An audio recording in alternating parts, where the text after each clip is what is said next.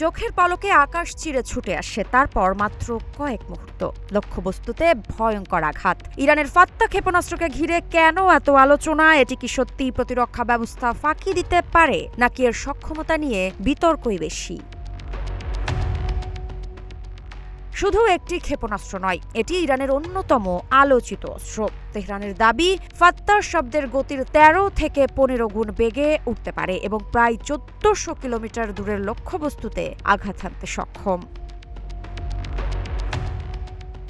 আরও বড় দাবি, লক্ষ্যের কাছাকাছি গিয়ে এটির গতিপথ পরিবর্তন করতে পারে। এমন সক্ষমতা থাকলে প্রচলিত কিছু ক্ষেপণাস্ত্র প্রতিরক্ষা ব্যবস্থার জন্য এটি কঠিন চ্যালেঞ্জ হয়ে উঠতে পারে। তবে পশ্চিমা অনেক প্রতিরক্ষা বিশ্লেষক বলছেন, ইরানের এই দাবিগুলোর সবকিছু স্বাধীনভাবে যাচাই করা যায়নি।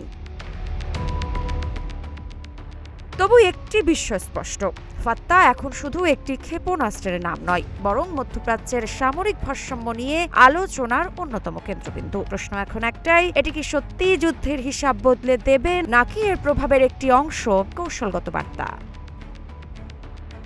ঋত্বিকা সিনহা বিশ্বাস, গ্রিন টিভি ডিজিটাল।